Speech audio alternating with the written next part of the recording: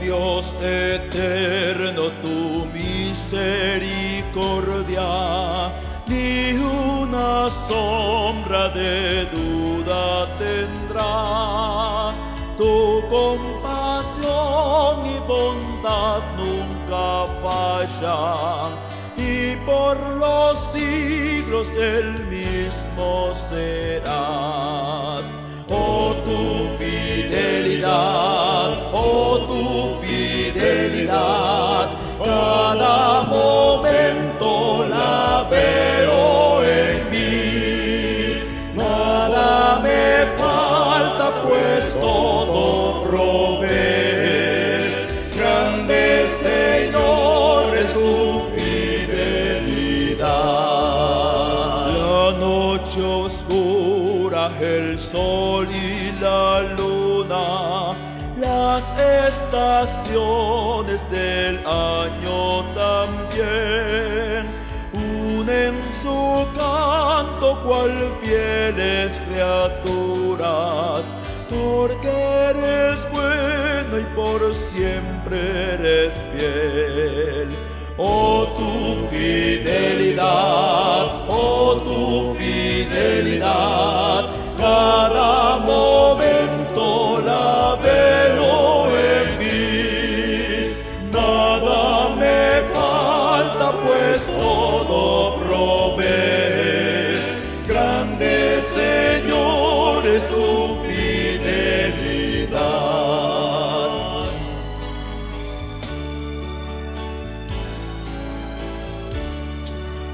Tú me perdonas, me impartes el gozo, tierno me guías por sendas de paz. Eres mi fuerza y mi fe, mi reposo, y por los siglos mi Padre serás. Oh tu fidelidad, cada momento la veo en mí. Nada me falta, pues todo provees. Grande Señor es tu fidelidad.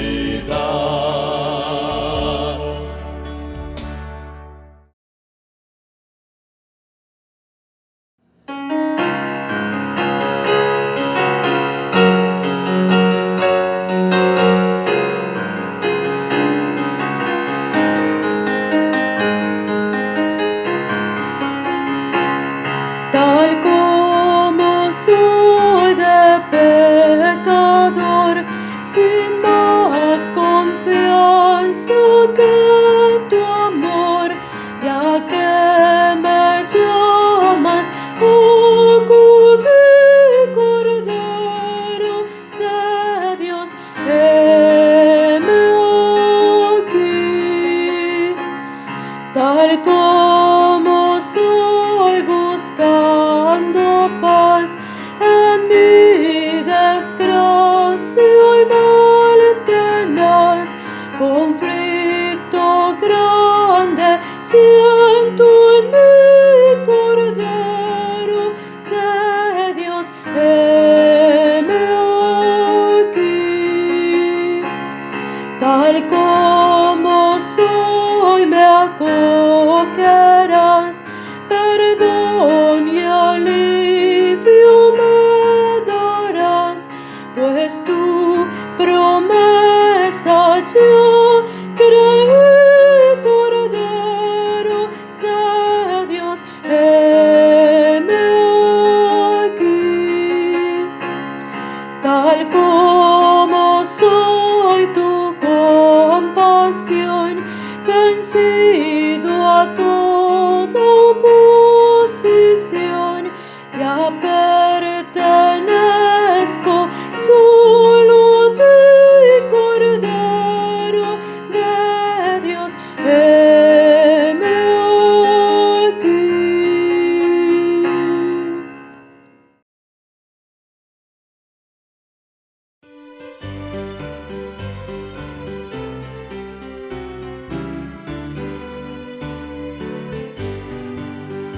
Al servicio siempre estoy de mi Señor, tuyo es el de mi existencia, y al servirle cada instante con ardor, soy objeto de su amor. Solo en él mi gozo está, y agradarle es mi pasión, esperando de su gracia la divina aprobación. Al servicio siempre estoy de mi Señor, sin que nada yo le niegue. Si él su vida toda puso en mi favor, debo ser su servidor. Solo en él mi gozo está, y agradarle es mi pasión, esperando de su gracia la divina aprobación. Al servicio siempre estoy de mi Señor, siendo suyo en alma y cuerpo, solo ansiando que su gloria y que su honor sean guardados con fervor. Solo en él mi gozo está, y agradarle es mi pasión, esperando de su gracia la divina aprobación.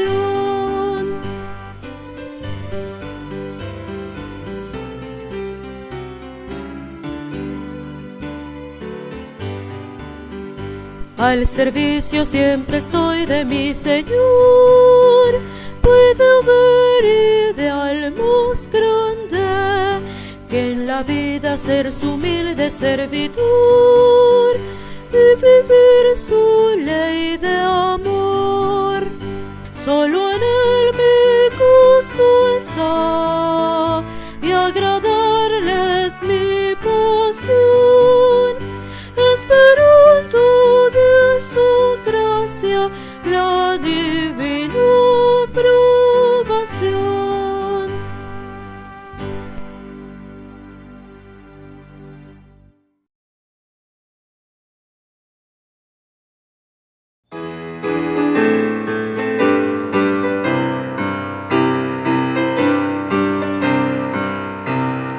Cante triunfante la grey del Señor, pulse su órgano, lira y laúd en esta fiesta grandiosa de honor y noble gratitud.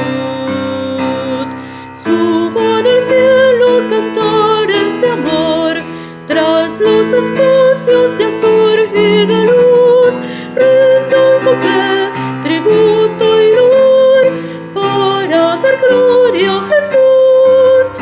Infecta iglesia de Jesús el Salvador, levántate porque ha llegado ya tu luz.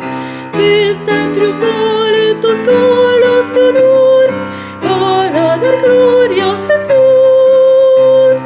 Naciste humilde sin pompas ni honor, en un ambiente de error y maldad, y el fanatismo en su horrible furor te persiguió sin piedad. Mas de tu seno surgió sin igual pléyade noble con santa pasión, para anunciar el don celestial, las nuevas de redención. Infecta iglesia de Jesús el Salvador, levántate porque ha llegado ya tu luz. Viste triunfal tus galas de honor, para dar gloria a Jesús. Aunque el maligno te quiera destruir, amenazando tu augusto historial, sigue triunfante, no temas sufrir, Cristo verá tu lealtad. Imperturbable en tu santa misión, date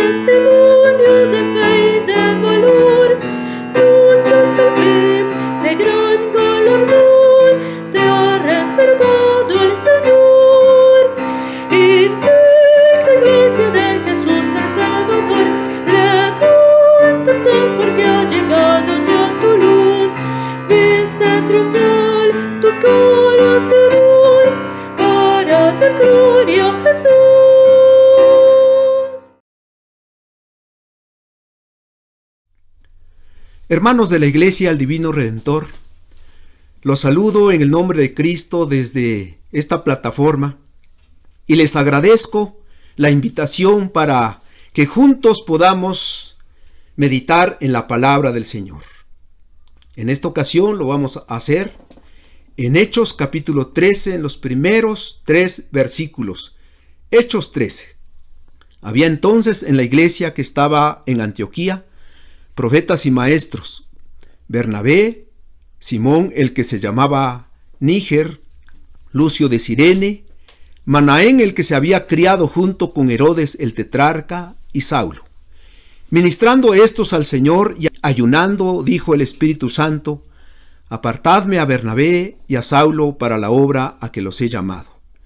Entonces, habiendo ayunado y orado, les impusieron las manos y los despidieron. Tengamos una palabra de oración.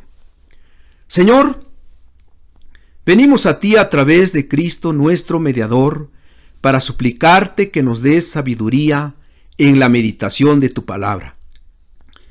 Y haz que con mis hermanos de la Iglesia al Divino Redentor la recibamos para bendición de nuestras vidas.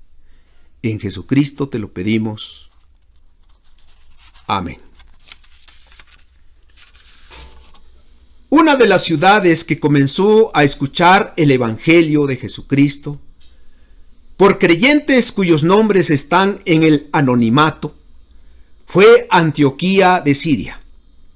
Primeramente recibieron la palabra de Dios por algunos varones de Chipre y de Cirene, según el capítulo 11 de Hechos, versículo 20, para después tener atención de algunos misioneros que ya se estaban destacando en Jerusalén, como Bernabé, Saulo, Juan Marcos y Silas. Una iglesia donde ninguno de los 12 apóstoles tuvieron que ver con su desarrollo y crecimiento. Según Hechos 11, 20 y 21, fue una iglesia que en sus inicios estaba formada en su mayoría por gentiles griegos. Además, fue ejemplo para las iglesias en Asia Menor y otros lugares lejanos donde muchos gentiles creyeron en Jesucristo. Una iglesia que tenía unidad en el liderazgo, una iglesia de creyentes dispuestos a poner sus capacidades en el servicio del Señor. Iglesia que tuvo crecimiento en número inmediato a la llegada de Pablo y Bernabé, que con otros líderes se hicieron cargo en la proclamación del Evangelio de Jesucristo. Fue una iglesia que poco después de su formación dio a conocer su fe, su entrega en los trabajos del reino de Dios. Una iglesia que se identificaba completamente con su Salvador. Allí fue donde por primera vez llamaron cristianos a los discípulos de Cristo, según el capítulo 11, versículo 26. Una iglesia que practicó solidaridad con los necesitados. Pero los primeros versículos del capítulo 13 nos dan a conocer otras cualidades de esta iglesia: su liderazgo, su vida en el Señor, su compromiso en la expansión del Evangelio. Las marcas de una iglesia singular. Las marcas de una iglesia singular es nuestro tema. Primeramente, su liderazgo o gobierno. Versículo 1 de Hechos 13 dice: había entonces en la iglesia que estaba en Antioquía profetas y maestros: Bernabé, Simón el que se llamaba Níger, o Niger también se puede decir, Lucio de Cirene, Manaén el que se había criado junto con Herodes el tetrarca, y Saulo. Profetas y maestros. 5 líderes que ejercían su oficio para apacentar la naciente iglesia en Antioquía. Sí que cumplían con los requisitos de una iglesia local, nacional presbiteriana organizada en nuestros días, donde por lo menos debe haber 3 ancianos con su pastor para formar su consistorio, quienes la representan conforme al gobierno democrático representativo. Los profetas, siervos de Dios que proclamaban las buenas nuevas de salvación a través de las escrituras del Antiguo Testamento, y posiblemente lo que habían escuchado de los apóstoles, lo concerniente al Mesías manifestado, como aquellos profetas del Antiguo Testamento, que escuchaban la voz de Dios y la declaraban al pueblo. Los profetas de Antioquía también hacían conocer la voluntad de Dios a los creyentes cristianos de Antioquía.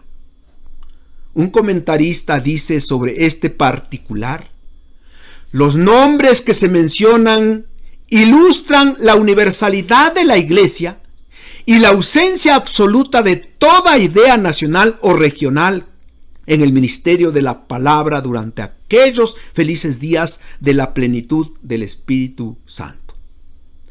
Primero, Bernabé, cuyo nombre era José. Los apóstoles le pusieron por sobrenombre Bernabé, según Hechos 4:36, cuyo significado es hijo de consolación. Levita natural de Chipre, sin ser apóstol en el sentido restringido de la palabra, pero compañero de trabajo de los apóstoles en Jerusalén, fue nombrado delegado para estar en Antioquía de Siria cuando todavía comenzaba la iglesia. 2. Simón, cuyo nombre era Níger, negro. Se dice que era un judío de la dispersión que por el nombre hebreo Simeón o Simón había adquirido su sobrenombre a causa de su tez morena. Algunos piensan que podría ser Simón de Cirene, quien llevó la cruz del Señor, pero no hay bases suficientes para sustentarlo. Tercero, Lucio, nombre que para algunos era muy corriente, equivalente a Lucas, era natural de Cirene, importante provincia del norte de África. No se sabe mucho de él, tal parece era aquel pariente de Pablo según Romanos 16:21. Cuarto, Manaén, del nombre hebreo Manahem, que significa consolador. Se había criado junto con Herodes Antipas, el rey de triste fama que dio muerte a Juan el Bautista. Procedía de la aristocracia de Galilea y del ambiente herodiano, que no deja de ser origen extraño para uno de los profetas o maestros de la iglesia de Antioquía. Pero como dice un comentarista, Dios talla piedras de su iglesia después de haberla sacado, según su providencia, de cualquier cantera humana. Manaén, un hombre importante por el círculo donde se había educado. Y finalmente Saulo, pequeño, quien había sido comisionado por el Señor aproximadamente 13 o 14 años atrás, estuvo con los apóstoles en Jerusalén, donde seguramente escuchó de ellos la obra de Jesucristo, además el trabajo que ya había llevado en Damasco y en Cilicia antes de ser llamado por Bernabé para trabajar en Antioquía. Estos eran los pastores de la iglesia en Antioquía que estaban dedicados de lleno a la obra del Señor. Hombres que sentían la carga sobre el crecimiento de la iglesia que servían y de aquellos que no habían escuchado las buenas nuevas de salvación en ciudades y colonias del Imperio Romano. Es la responsabilidad que hoy tenemos con el Señor. Es el trabajo que debemos llevar a cabo en equipo, primero como líderes de la iglesia, pero también cada uno de los que formamos la iglesia del Señor. Su vida en el Señor en segundo lugar.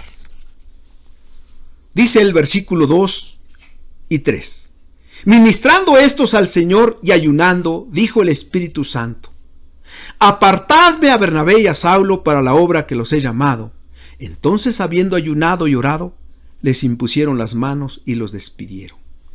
Su vida en el Señor. Sin duda, esto era lo más importante para los creyentes en Antioquía. Sí, tenían profetas y maestros destacados.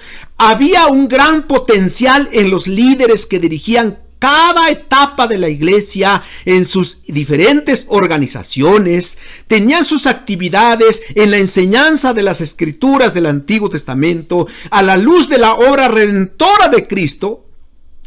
Todo estaba en orden para ser una iglesia creciente y con una educación teológica bien definida, pero todo esto no serviría de nada si no estuvieran en oración y ayuno delante del Señor. Hoy hay iglesias con mucho potencial, con liderazgo muy singular, formado por personas con maestrías y doctorados en su especialidad, pero a veces nos damos cuenta que son iglesias elitistas, fundamentalistas, racionalistas, que se preocupan más por el orden que por la espiritualidad de sus feligreses, con resultado vidas vacías y sin frutos espirituales. La oración y el ayuno eran importantes para la iglesia. Jesús, por cierto, no creía propio que sus discípulos ayunaran mientras que estaba con ellos, pero predijo que vendrían días de su ausencia en que de verdad ayunarían. Por lo demás, y frente al falso ayuno de los fariseos, inculcaba el ayuno verdadero, el cual siempre está conforme a la soberana voluntad del Padre, según Mateo 6, 16 y 18, Lucas 18, 20. Y conforme a la escritura del Antiguo Testamento en Isaías capítulo 58, principalmente los versículos 6 y 7. Es indudable que los guías de la Iglesia Apostólica ayunaban, por lo menos en ciertas circunstancias, como medio para poder darse mejor a la oración y recibir la auténtica revelación de Dios. La iglesia en sus inicios echó mano de la oración y el ayuno para salir adelante en medio de sus necesidades y persecución. Ese testimonio no lo habían aprendido bien los creyentes en Antioquía con sus profetas y maestros. ¿Cómo nos hace falta hoy día ayunar y orar intensamente para que el Señor guíe nuestras vidas y la de nuestra familia? Desafortunadamente, a veces como oficiales de iglesias, nos reunimos para discutir diferentes temas, pero la oración, el ayuno, no los ponemos en práctica en beneficio de nosotros mismos, y el ayuno no es sino humillarse delante del Señor, reconociendo su soberanía en cada circunstancia de nuestra vida, reconociendo que somos polvo y que sin Jesucristo en nuestro corazón no somos nada delante de Dios. Es aceptar su voluntad en nuestro caminar diario para vivir en santidad. Y todo esto lo podemos expresar al Señor por medio de la oración. Así que ambos van juntos, ayuno y oración. En tercer lugar, vemos su compromiso en la expansión del Evangelio. Versículo 3. Dice Hechos 13:3. Entonces, habiendo ayunado y orado, les impusieron las manos y los despidieron. En cierta ocasión, mientras los profetas y maestros de la palabra ayunaban, el Espíritu Santo dijo: apartadme a Bernabé y a Saulo para la obra a que los he llamado, según el versículo 2 en su segunda parte. Es muy probable que el Espíritu Santo haya hablado a través de uno de los profetas, pero siendo todos llenos del Espíritu Santo, tuvieron perfecta conciencia de que se trataba de un mandamiento divino. Según entendemos, todos sentían preocupación en cuanto a la continuación y extensión de la obra entre los gentiles, especialmente por medio de Saulo, el apóstol de los gentiles, escuchando la voz del Espíritu Santo, que los instrumentos para llevar a cabo la obra había de ser Bernabé y Saulo. Posiblemente la salida de estos siervos de Dios suponían una gran pérdida para la iglesia, pero los líderes de la Grey no pensaban sino en cumplir el mandamiento del Señor, que había dicho hasta lo último de la tierra. A partir de Hechos capítulo 3 en adelante, vamos a ver la obra de Pablo, el apóstol de los gentiles, hasta lo último de la tierra. En el versículo 3 vemos que obedecieron a Dios.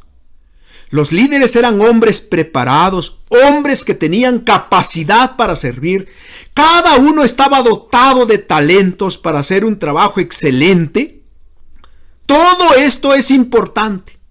Pero debemos tomar en cuenta que si no estamos dispuestos, si no nos comprometemos de corazón, si solamente somos movidos por la emoción o para tener un cargo, si aceptamos porque no hay quien lo haga, no podremos hacer un buen trabajo porque no dependemos de la voz divina. Uno de los problemas que hoy se está dando en las iglesias es la lucha por el poder. Los líderes solo quieren un cargo para tener poder, para mandar, para decidir, para manifestar su tecnocracia. Y esto ha traído terribles consecuencias, porque las bendiciones de Dios están condicionadas por la voluntad humana. Hacemos programas de evangelización, de educación, de crecimiento, pero no hay fruto, porque no dependemos de la voz del Espíritu Santo. Y el COVID-19 debe ser tomado como un medio que el Señor permitió para nosotros, con el propósito de compartir el Evangelio a nuestra familia, a nuestros hijos, a nuestros sobrinos, tíos, suegros y demás que están lejos de Dios. Hermanos, la vida de las diferentes iglesias en el primer siglo, como la iglesia en Antioquía de Siria, nos ayuda para ser hoy día creyentes con testimonios que impactemos el mundo, con familias estables que no caen ante cualquier brisa, con bases firmes ante las pruebas y tentaciones del maligno, que como león rugiente nos busca para devorarnos, como soldados de línea que no retrocedemos, sino que vamos en la vanguardia venciendo hacia la eternidad. Como embajadores fieles en la proclamación del Evangelio en toda circunstancia de la vida, como creyentes que no nos quejamos ante la dura prueba de la pandemia que sigue haciendo estragos en la humanidad, entre ellos muchos de nuestros hermanos. Dejemos que el Señor obre en nuestras vidas, con las capacidades que tenemos para poner en alto su nombre, siendo obedientes a sus mandamientos. Hagamos uso de la oración y el ayuno en el nombre de Cristo para tener vidas plenas que rinden frutos de bendición. Tengamos una palabra de oración. Dios Todopoderoso, venimos delante de ti para reconocer que te hemos fallado y como hombres extraviados nos hemos apartado de tus caminos, que hemos seguido los propósitos y deseos de nuestro propio corazón. Hemos dejado de hacer aquello que debimos y hemos hecho aquello que no debimos. Pero tú, oh Señor, ten misericordia de nosotros y concede por amor de Cristo que podamos vivir una vida de piedad y de justicia, para gloria de tu santo nombre, dando así testimonio de tu amor a quienes no te conocen y edificándonos unos a otros como iglesia. Ayúdanos a vivir cerca de ti. Anímanos a usar los medios que has puesto para nuestro bien, como la oración y el ayuno, a fin que tengamos una vida victoriosa en ti. Haz tu voluntad en nosotros. Haz tu voluntad en cada uno de los miembros y congregantes de esta amada iglesia, el Divino Redentor. Te lo pedimos en Jesucristo. Amén. Dios les bendiga, hermanos.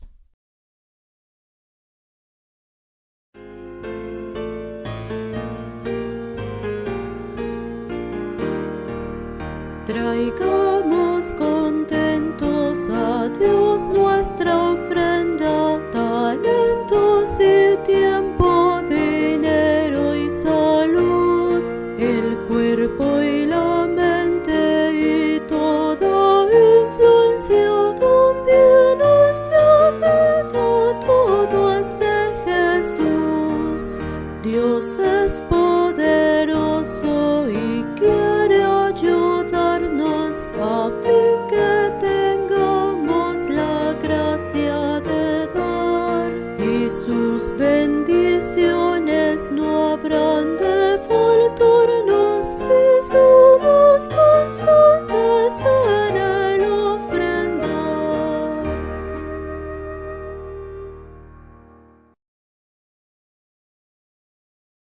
Recibamos la bendición del Señor, hermanos. Que la gracia de nuestro Señor Jesucristo, el amor de Dios el Padre y la participación de su Santo Espíritu sea con cada uno de vosotros, con todos nuestros seres queridos, con toda su iglesia. Amén.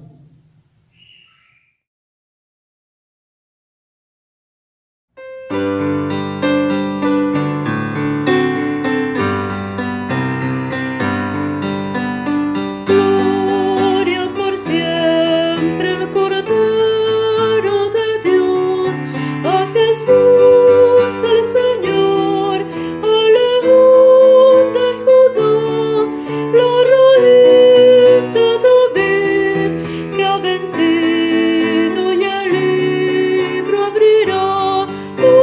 Amén.